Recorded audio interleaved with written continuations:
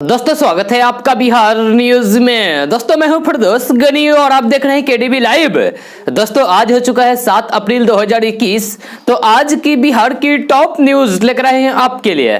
दोस्तों video start करने से पहले आपसे एक रिक्वेस्ट है, अगर आप नए आए इस चैनल पर तो फिर इस चैनल को सब्सक्राइब करके बेल आइकन को भी प्रेस कर दीजिए और साथ में वीडियो को लाइक कीजिए, अपने दोस्तों के साथ शेयर भी कीजिए। तो चलिए दोस्तों स्टार्ट करते हैं आज की बिहार की टॉप न्यूज। दोस्तों बिहार में सोमवार रात 8:49 पर भूकंप के झटके महसूस किए गए। जी हां, भूकंप का केंद्र नेपाल भूटान बॉर्डर पर सिक्किम के पास था। इसका असर सीमांचल के इलाकों में भी देखने को मिला। जी हां, जैसे ही लोगों को जमीन हिलने का एहसास हुआ तभी घरों से बाहर निकल आए। जी हां, जमीन हिलने का एहसास पटना, भागलपुर, कटिहार, पूर्णिया, किशनगंज और मधेपुरा में हुआ। जैसे ही भूकंप की खबर सामने आई वैसे ही प्रधानमंत्री नरेंद्र मोदी ने सीएम नीतीश कुमार से फोन पर बातचीत करके हालात की जानकारी ली। वहीं सीएम नीतीश कुमार ने कहा कि डिजास्टर मैनेजमेंट डिपार्टमेंट को लगातार हालात पर नजर बनाए रखने का निर्देश दिया गया। पटना मौसम विभाग केंद्र के निदेशक विवेक सिन्हा के मुताबिक सोमवार रात 8:49 पर भूकंप के झटके महसूस किए गए। इसकी तीव्रता रिक्टर स्केल पर 5.4 मापी गई। उन्होंने कहा कि भूकंप की गति तेज नहीं होने की वजह से जान माल का कोई भी नुकसान नहीं हुआ। सीमांचल, मिथिलांचल समेत पूरे बिहार में जैसे ही लोगों को भूकंप का एहसास हुआ लोग तुरंत घरों से बाहर निकल आए। भूकंप की खबर के बाद सीएम नीतीश कुमार ने डिजास्टर मैनेजमेंट टीम को अपने अपने इलाकों में नुकसान की जानकारी लेकर उन्हें अवगत कराने के भी निर्देश दिए गए। दोस्तों कोरोना की दूसरी लहर अब धीरे धीरे बेकाबू होती जा रही है।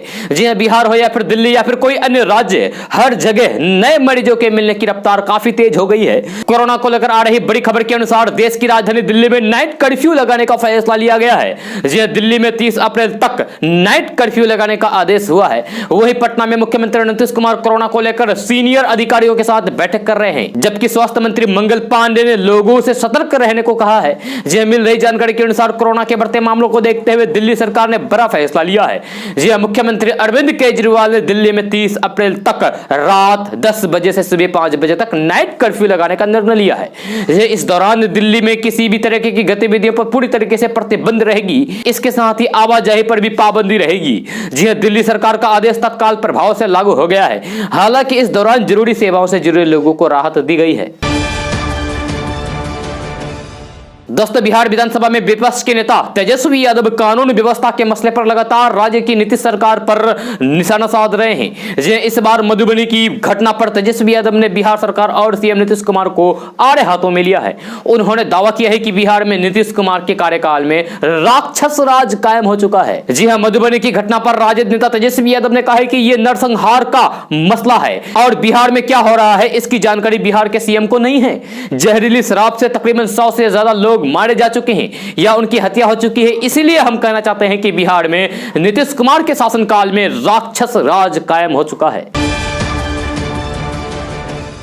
दोस्तों बिहार के गया, पटना, भागलपुर, किशनगंज, अररिया, पूर्णिया और कटिहार में कोरोना की बढ़ती रफ्तार को देखते हुए लोगों से मास्क लगाने तथा कोरोना गाइडलाइन के नियमों का पालन करने की अपील की जा रही है। लेकिन फिर भी लोग बिना मास्क के रोड और फिर भीड़ भाड़ के इलाकों में घूम रहे हैं। जी हां, खबर के मुताबिक बिहार के पटना में जगह जगह मास्क चेकिंग अभियान चलाया जा रहा है। बिना मास्क के दिखाई देने वालों पर जुर्माना भी लगाया जा रहा है। जी हां, वही मास्क चेकिंग को लेकर गया और भागलपुर में भी विशेष अभियान चलाया जा रहा है। आपको बता दें कि भागलपुर में कल बिना मास्क के घूम रहे करीब 1500 लोगों से जुर्माना वसूला गया। साथ ही साथ उन्हें मास्क लगाने की सलाह भी दी गई। जी हां, वही जुर्माना वसूली के साथ दोबारा गलती नहीं करने की शर्त पर शपथ पत्र भी दिलाया गया। दोस्तों बिहार में लोक जनशक्ति पार्टी के एकमात्र विधायक राजकुमार सिंह ने पार्टी छोड़ने का ऐलान कर दिया है। जी राजकुमार सिंह ने कहा है कि वे जेडीयू में शामिल होने जा रहे हैं। वैसे वे लंबे अरसे से जेडीयू के संपर्क में थे। जी अब पर्दे के पीछे चल रही डीलिंग को स्वीकार कर लिया है। जी दरअसल विधानसभा चुनाव के बाद से ही राजकुमार सिंह जेडीयू के संपर्क में थे।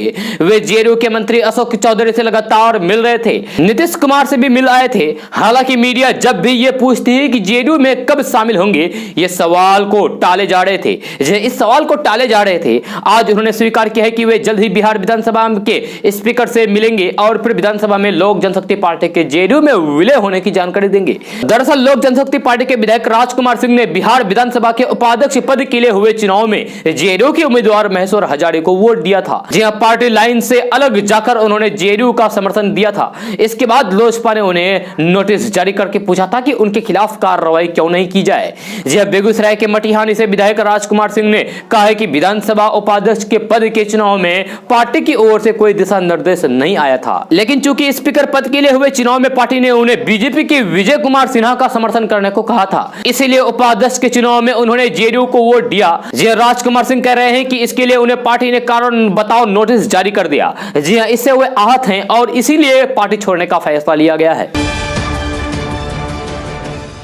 दोस्तों, अप्रैल माह में कई पर्व और त्योहार है। जी हां, आस्था का महापर्व चैती छठ भी 16 अप्रैल को नहाए खाए से आरंभ होने वाला है। जी हां, नहाए खाए से आरंभ होकर चैती छठ का समापन उगते सूर्य को व्रती अधर्य देकर संपन्न करेंगे। साल में 2 बार लोक आस्था का पर्व छठ व्रत मनाने की परंपरा रहा है, जिसमें पहला चैत मास में एवं दूसरा कार्तिक मास में लोक आस्था का महापर्व मनाया जाता है।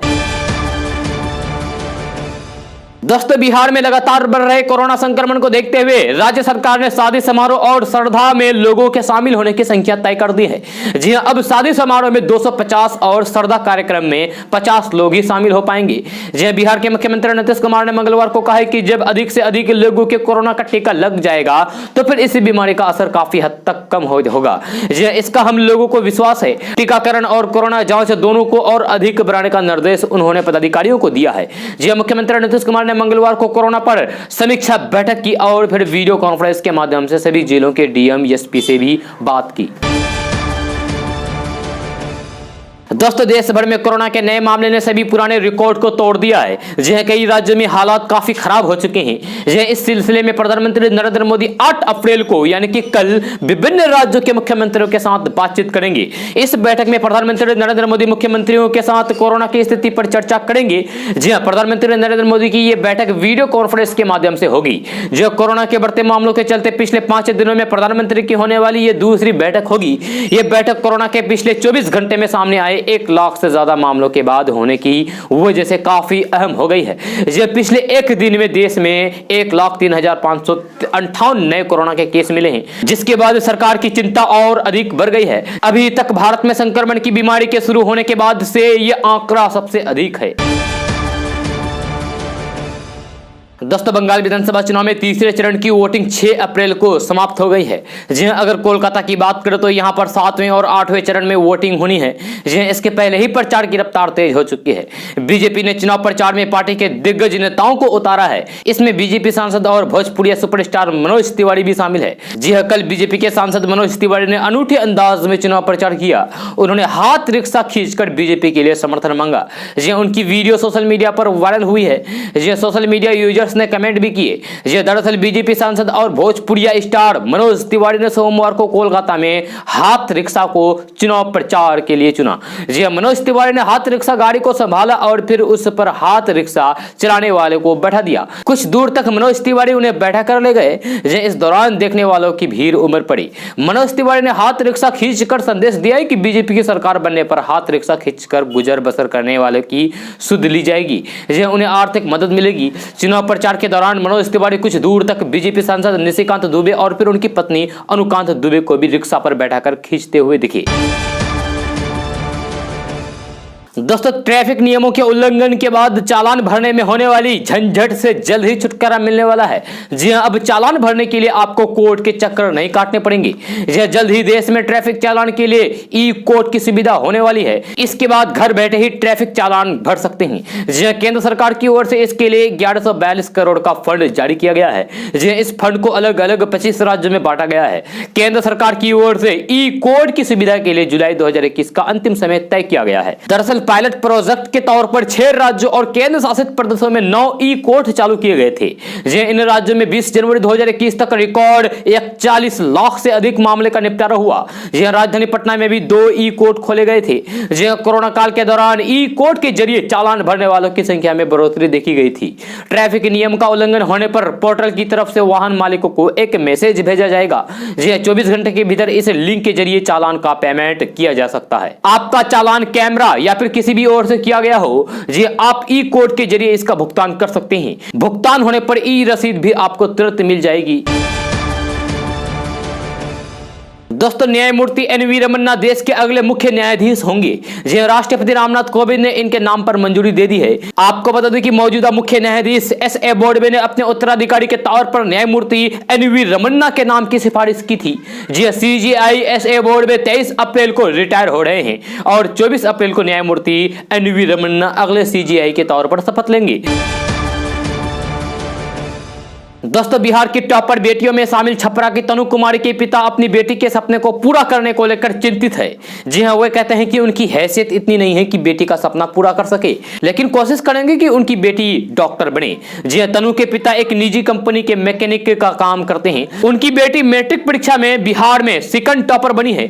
छपरा के मिश्री लाल आर्य कन्या उच्च विद्यालय की छात्रा तनु कुमारी इस बार मैट्रिक परीक्षा बिहार में सेकंड टॉपर बनी है। तनु की सफलता की खबर मिलते ही उसके परिवार में खुशी की लहर दौड़ पड़ी। तनु ने अपनी सफलता का श्रेय अपने पिता को दिया। उन्होंने काफी मशक्कत के बाद उसे पढ़ाया। उनका कहना है कि उनके गुरुजी ने भी उसे लॉकडाउन के दौरान काफी अच्छा मार्गदर्शन दिया, जिसके कारण आज उसे यह सफलता मिली है। तनु को गणित जैसे कठिन विषय में 100% मार्क्स मिले हैं, जो कि काफी महत्वपूर्ण है। तनु ने कहा है कि सभी छात्र छात्राओं को सभी विषयों पर समान रूप से ध्यान देना चाहिए। उसने कहा है कि सभी विषय मजेदार होते हैं, बशर्ते उसे सही ढंग से पढ़ा जाए। दोस्तों, आज के वर्तमान समय में बिहार के कई शहरों का विकास तेजी के साथ किया जा रहा है, लेकिन बिहार के 3 शहर ऐसे हैं जो हर क्षेत्र में तेजी के साथ आगे बढ़ रहे हैं। आज इन्हीं 3 शहरों के बारे में जानने की कोशिश करेंगे विस्तार से। तो सबसे पहले बात करते हैं पटना की। तो बिहार में सबसे तेजी के साथ विकसित होने वाले शहरों में पटना पहले नंबर पर है। पटना शहर में बेहतर स्वास्थ्य के लिए कई अच्छे मेडिकल कॉलेज तथा NIT और IIT जैसे बड़े इंजीनियरिंग कॉलेज भी मौजूद है। पटना में हवाई सफर भी अच्छी व्यवस्था मौजूद है। उसके बाद बात करते हैं दरभंगा की। तो पटना के बाद तेजी के साथ विकसित होने वाले शहरों में दरभंगा दूसरे नंबर पर है। इस शहर में भी हवाई सफर की व्यवस्था बेहतर हो गई है। साथ ही साथ बहुत जल्द यहाँ एम्स जैसे बड़े मेडिकल कॉलेज भी खुलने वाले हैं। अंत में बात करते हैं गया की। तो बिहार का गया शहर भी आधुनिकीकरण में तेजी के साथ बढ़ रहे हैं। गया में भी हवाई सफर की व्यवस्था मौजूद है। साथ ही साथ इस शहर में सेंट्रल यूनिवर्सिटी के साथ साथ IIM जैसे बड़े संस्थान भी मौजूद है। इस शहर का विकास भी तेज गति के साथ हो रहे हैं। दोस्तों, गैस सिलेंडर की सब्सिडी सीधे ग्राहकों के बैंक अकाउंट में जाती है। हालांकि सब्सिडी लेने के लिए आधार कार्ड का बैंक खाते में लिंक होना जरूरी है। लेकिन अगर किसी कारण से आपने आधार कार्ड को बैंक या फिर LPG कनेक्शन के साथ लिंक नहीं करवा पाया है, तो फिर आपको टेंशन लेने की कोई भी जरूरत नहीं है, क्योंकि गैस कनेक्शन लेने पर आप गैस सब्सिडी के हकदार हो जाते हैं। ऐसे में आज हम आपको बिना आधार कार्ड के LPG सब्सिडी मिलने का तरीका बताने जा रहे हैं। बिना आधार कार्ड के गैस सब्सिडी पाने के लिए उपभोक्ता को जिस गैस एजेंसी से उसने गैस कनेक्शन खरीदा है वहां जाना होगा। गैस एजेंसी LPG डिस्ट्रीब्यूटर को बैंक खाता नंबर देना होगा, जिसके बाद आपका बैंक खाता सीधे आपके LPG कनेक्शन नंबर से लिंक हो जाएगा, जिसके बाद ग्राहक की LPG सब्सिडी सीधे उनके बैंक खाते में जमा हो जाएगी। इसके तहत ग्राहक को अपने बैंक खाते की जानकारी के साथ ही खाता धारक का नाम, बैंक खाता संख्या और बैंक ब्रांच का IFSC कोड और 17 अंकों की LPG कंज्यूमर ID भी देनी होगी। हालांकि यह सुविधा केवल उन्हीं लोगों को दी गई है जिनके पास आधार कार्ड नहीं है, ताकि वे LPG सब्सिडी पाने से वंचित ना रह जाए। खास बात यह भी है कि जब आपका आधार कार्ड बैंक खाते से लिंक हो जाए तो फिर इसकी जानकारी गैस एजेंसी को दे दें। दोस्तों, बिहार विद्यालय परीक्षा समिति द्वारा सोमवार को मैट्रिक परीक्षा का परिणाम घोषित कर दिया गया। इस बार भी टॉपर्स की फैक्ट्री कहे जाने वाले सिमुलतला आवासीय विद्यालय ने अपना परचम लहराया है। सिमुलतला आवासीय विद्यालय की पूजा और शुभ दर्शनी ने संयुक्त रूप से पूरे राज्य में पहला स्थान हासिल किया है, जबकि टॉप 10 में विद्यालय के 13 छात्रों ने जगह बना पाई है। साल 2015 के बाद से लगातार सफलता का परचम लहराने वाले सिमुलतला आवासीय विद्यालय के तर्ज पर सूबे के हर जिले में विद्यालय की स्थापना क्यों न हो। यह प्रश्न उस वक्त सिमुलतला विद्यालय के शिक्षकों और स्थानीय लोगों के जहन से बाहर निकलने लगी जब सोमवार को जारी की गई मैट्रिक रिजल्ट में सिमुलतला विद्यालय के छात्र छात्राओं ने एक बार फिर से अपनी सफलता का परचम पूरे बिहार में लहराया। जी हाँ, यहाँ के सभी बच्चे प्रतिभावान होते हैं, लगभग रिजल्ट टॉपर्स की श्रेणी में होता है, तो क्यों ना इस प्रकार का विद्यालय बिहार के विभिन्न जिलों में स्थापित हो। यदि सरकार ने इस पर ध्यान दिया और ऐसा संभव हुआ तो फिर वह दिन दूर नहीं होगा जब सिर्फ बिहार के छात्र विश्व स्तर पर अपनी प्रतिभा का लोहा मनवाने में सबसे आगे होंगे। शिक्षा मामले में बिहार देश में पहले स्थान पर होगा। जी हां, जानकार बताते हैं कि साल 2000 में स्थापित ये स्कूल मुख्यमंत्री नीतीश कुमार का ड्रीम प्रोजेक्ट है। जी हां, बिहार झारखंड बंटवारे के बाद नेतरहाट आवासीय विद्यालय रांची और इंदिरा गांधी आवासीय विद्यालय हजारीबाग झारखंड में चले गए। यह उसी समय से बिहार में वैसी उच्च गुणवत्ता वाले स्कूल की कमी खल रही थी। यह तब मुख्यमंत्री नीतीश कुमार की पहल पर मिनी शिमला कहे जाने वाले जमुई के सिमुलतला में सिमुलतला आवासीय विद्यालय की स्थापना की गई। सीएम नीतीश कुमार ने ही इसका उद्घाटन किया था। इस स्कूल में वर्ग 6 से कुल 60 सीटों पर नामांकन होता है। यह बिहार बोर्ड द्वारा आयोजित एडमिशन टेस्ट में हर साल लाखों बच्चे हिस्सा लेते हैं। 2020 में सिमुलतला विद्यालय की मैट्रिक रिजल्ट ने विद्यालय को काफी निराश किया था। दरअसल विद्यालय के महज 3 छात्रों ने ही टॉप 10 में जगह बना पाई थी, जिसके बाद टॉपर्स की फैक्ट्री के नाम से मशहूर इस विद्यालय की साख को एक गहरा झटका लगा था। लेकिन इन्हीं विफलताओं के महज 1 साल में विद्यालय ने सफलता के शिखर पर चढ़ गया। दोस्तों, पश्चिम बंगाल में तीसरे दौर का मतदान खत्म हो गया है, जबकि इस बार चुनाव में भारतीय जनता पार्टी और टीएमसी के बीच जोरदार घमासान है। जी हां, यही नहीं, इस बार समाजवादी पार्टी के राष्ट्रीय अध्यक्ष और यूपी के पूर्व मुख्यमंत्री अखिलेश यादव ने भी भाजपा के खिलाफ टीएमसी को अपना समर्थन दे रखा है और वे लगातार ममता बनर्जी की जीतने का दावा कर रहे हैं। इस बीच समाजवादी प्रमुख अखिलेश यादव ने पार्टी की राज्यसभा सांसद जया बच्चन का फोटो ट्वीट करते हुए एक बार फिर से टीएमसी के पक्ष में बयान दिया है। जी हां, यूपी के पूर्व मुख्यमंत्री अखिलेश यादव ने लिखा है कि एक अकेली लड़ जाएगी, जीतेगी और बढ़ जाएगी। जी हां, इसके साथ ही उन्होंने लिखा है कि पश्चिम बंगाल चुनाव में टीएमसी को सपा द्वारा किए गए पूर्ण समर्थन का प्रतिनिधित्व करते हुए सपा सांसद जया बच्चन ने जनता से ममता बनर्जी की जीत को और भी कड़ा करने का आह्वान किया है। दोस्तों, कांग्रेस के लिए केरल का चुनाव काफी अहम है। जी हां, कांग्रेस के पूर्व अध्यक्ष राहुल गांधी ने केरल के चुनाव प्रचार में पूरी ताकत झोंक दी है। यह चुनाव उसके लिए इसीलिए भी महत्वपूर्ण है क्योंकि यह उनके राजनीतिक कैरियर में भी असर डालने वाला है। राहुल गांधी ने उत्तर भारत की राजनीति के बाद दक्षिण भारत का रुख किया है। जी हां, वो केरल के वायनाड से सांसद भी हैं। अब यह साफ हो गया है कि कांग्रेस को 140 सीटों वाली केरल विधानसभा में सत्ता वापसी करने के लिए काफी मदद चाहिए। इतना ही नहीं, यह चुनाव राजनीति में कांग्रेस के लिए भी जरूरी है। 2019 में पार्टी के घर अमेठी में हारने और फिर अध्यक्ष पद छोड़ने के बाद केरल के वायनाड ने ही उनकी मदद की। अब सवाल है कि क्या यह सीट एक बार फिर उन्हें बचाने आएगी। इसके अलावा राज्य में हार उनके अध्यक्ष पद का भी दावेदारी को मुश्किल बना सकती है। यह विधानसभा चुनाव कहने को 4 राज्य और 1 केंद्र शासित प्रदेशों में हो रहे हैं, लेकिन राहुल गांधी का पूरा जोर केरल में ही रहा है। यहां मुख्यमंत्री पिनराई विजयन लोगों के बीच लोकप्रिय बने हुए हैं। दोस्तों, पश्चिम बंगाल के उलुबेरिया नॉर्थ से आज तृणमूल कांग्रेस के नेता गौतम घोष के घर से ईवीएम और वीवीपीएटी बरामद हुई है। इस मामले में बीजेपी अब टीएमसी पर हमलावर है। बीजेपी ने टीएमसी पर चुनाव में धांधली का आरोप लगाया है। बीजेपी के प्रदेश अध्यक्ष दिलीप घोष ने तर्ज कसते हुए कहा है कि विपक्ष एक तरफ ईवीएम पर सवाल उठा रहा है, वही दूसरी तरफ ईवीएम को घर में रखता है। दिलीप घोष ने कहा है कि टीएमसी जानती है कि अब वो चुनाव में हार चुकी है, इसलिए अब वे बदमाशी करके जीतने की कोशिश कर रही है। दोस्तों, बिहार के मधुबनी में 5 लोगों की हत्या के 7 दिन बाद नीतीश कुमार की चुप्पी टूटी। जी नीतीश कुमार ने कहा है कि हमने कम से कम 5 बार बिहार के डीजीपी से बात कर ली है। ये क्राइम हुआ है तो फिर कार्रवाई की जिम्मेवारी पुलिस की है। बिहार के मुख्यमंत्री ने कहा है कि उनकी चुप्पी पर विपक्ष जो बोल रहे हैं उन्हें बोलने दीजिए, उन्हें इससे पब्लिसिटी मिलती है। मधुबनी में होली के दिन एक साथ 5 लोगों की हत्या कर दी गई थी।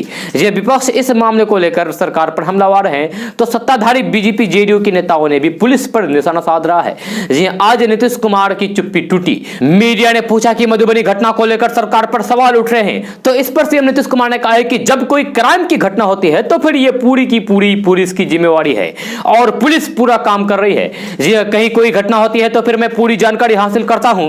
मधुबनी की जो बात हो रही है उसके बारे में हमने कम से कम बिहार के डीजीपी से 5 बार फोन पर बात की, आज भी 2 बार फोन पर बात की, एक एक चीज की जानकारी दी गई। नीतीश कुमार ने कहा है कि उन्होंने जरूर एक्शन लेने का निर्देश निर्देश दिया है। हमने डीजीपी को कहा है कि जो भी कोई क्राइम किया है उसे छोड़िए मत, जो भी कानून के तहत कार्रवाई हो सकती है उसे करिए। नीतीश कुमार ने कहा है कि अगर कोई मर्डर होगा तो फिर क्या कोई छूटेगा क्या? जिस तरीके का कानून होगा उसमें कोई बच सकता है क्या? मेरा डायरेक्शन रहता है कि पुलिस जल्दी से जल्द कार्रवाई करे। दोस्तों, बिहार में कोरोना संक्रमण का दायरा लगातार बढ़ता जा रहा है। जी हां, कल प्रदेश में 935 पॉजिटिव मरीज मिले हैं। इनमें अकेले पटना से मिलने वाले संक्रमितों की संख्या 432 है। 935 नए संक्रमित मरीज मिलने के बाद राज्य में एक्टिव केस की संख्या बढ़कर 4143 हो गई है। सिर्फ पटना में 1881 एक्टिव केस हो गए हैं। जी हां, इससे पहले 10 अक्टूबर 2020 को एक दिन में 10,000 से अधिक संक्रमित मिले थे।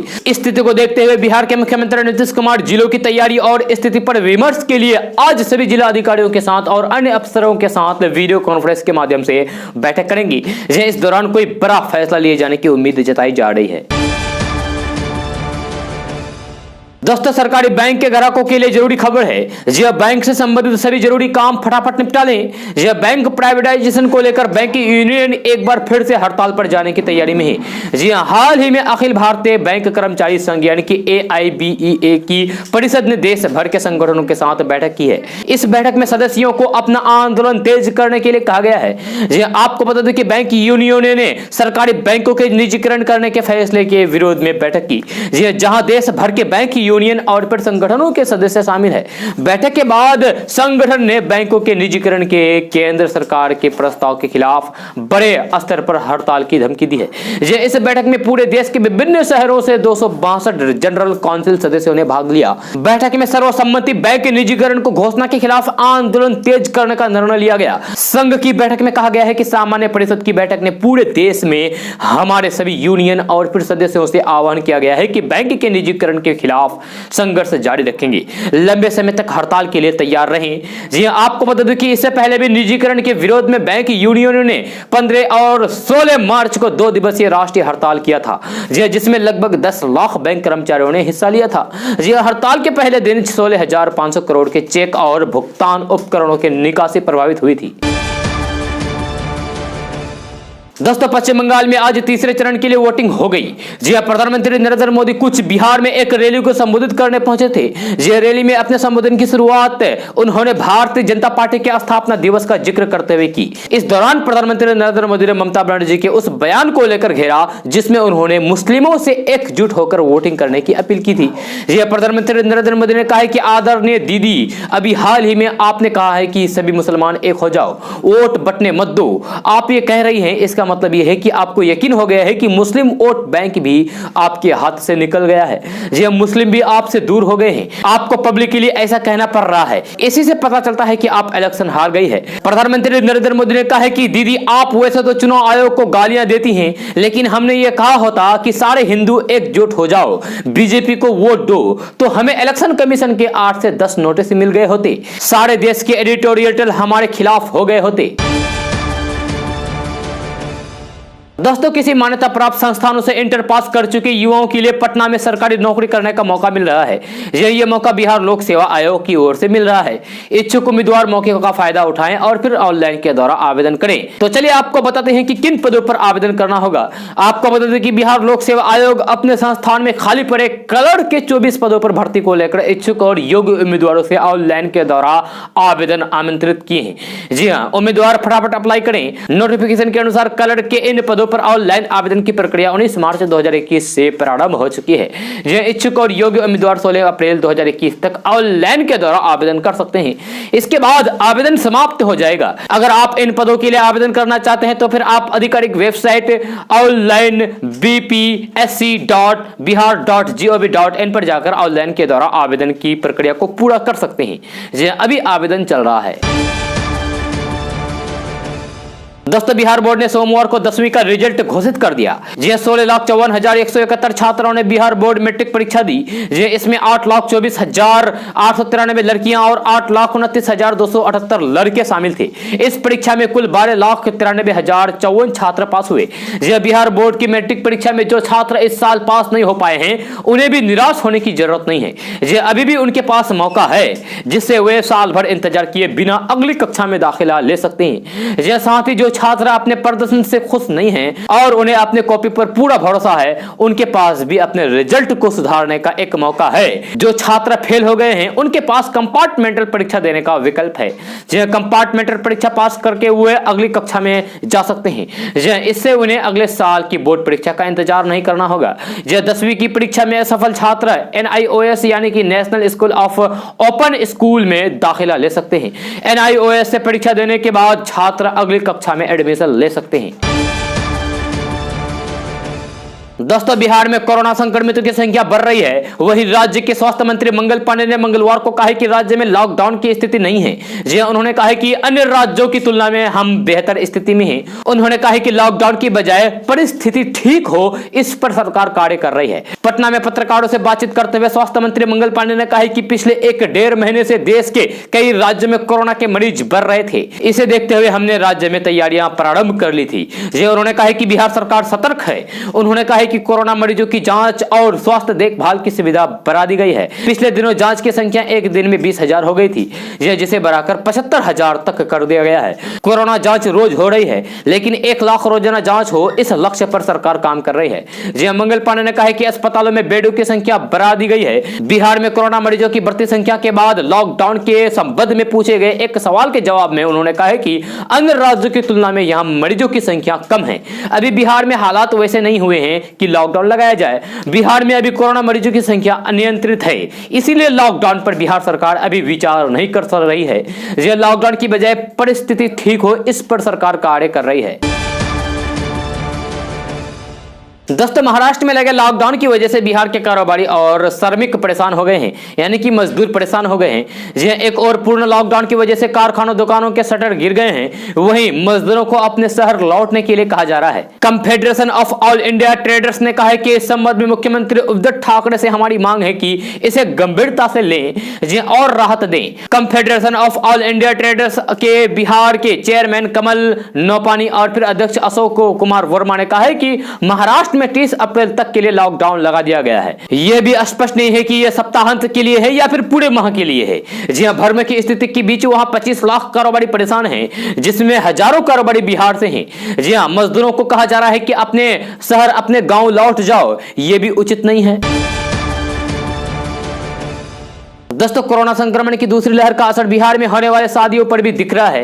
कहीं बैंड वालों को एडवांस नहीं मिल रहा है, तो कहीं अतिथियों की सूची फिर से तैयारी की जा रही है। कहीं होटल वालों का कहना 200 से अधिक अतिथियों की एंट्री ही बंद कर दी गई है। समारोह में कोरोना गाइडलाइन का पालन किया जा रहा है। कोरोना संक्रमण के कारण बैंड बाजा वालों को खूब परेशानी हो रही है। बैंड वाले एक आदमी ने बताया कि पहले तो एडवांस बुकिंग हो रही थी, लेकिन जब से कोरोना संक्रमण की दूसरी लहर आई है, लोगों ने इसे भी बंद कर दिया है। उनके अनुसार 20 मार्च तक लोग पूरे उत्साह के साथ बुकिंग करा रहे थे, लेकिन अब बुकिंग बंद हो गई है। पहले लोग एडवांस से पैसे देते थे, लेकिन अब जो बुकिंग हो रही है उसमें एडवांस नहीं दिए जा रहे हैं।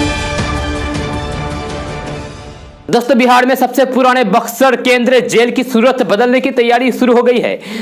अंग्रेजों के जमाने में बने 141 साल पुराने इस जेल के कई कमरों की दीवारों की स्थिति जर्जर हो चुकी है, जिसके बाद से ही इसे संरक्षित करने की मांग की जा रही थी। अब इस जेल को लेकर कारा एवं सुधार विभाग के निर्देश अनुसार जिला पदाधिकारी अमन समीर जेल के भवन के निरीक्षण के बाद यह कहा है कि जल्द ही जेल परिसर में अवस्थित जीर्ण शीर्ण तथा अनुयोगी हो चुके भवनों को हटाकर उनके स्थल पर बहुमंजिले सर्व सुविधा संपन्न भवन बनाए जाएंगे। दोस्तों, समाज के पिछड़े तबके के लोगों को कारोबार जगत में स्थापित करने की मोदी सरकार की एक योजना सफल होती दिख रही है।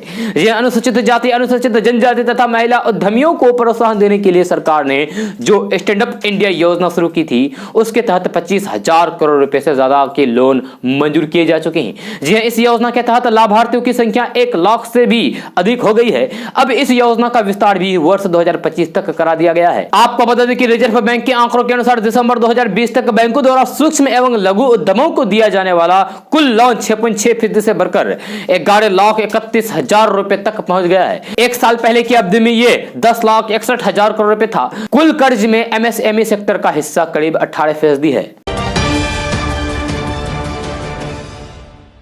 दोस्तों आज का न्यूज़ बस यहीं तक। कैसा लगा जरूर अपना सुझाव दीजिएगा नीचे कमेंट बॉक्स में कमेंट करके। अगर आप नए आए इस चैनल पर तो फिर चैनल को सब्सक्राइब करके बेल आइकन को भी प्रेस कर दीजिए और साथ में वीडियो को लाइक कीजिए, अपने दोस्तों के साथ शेयर भी कीजिए। तो चलिए दोस्तों फिर मिलते हैं अगले वीडियो में। जय हिंद, जय बिहार।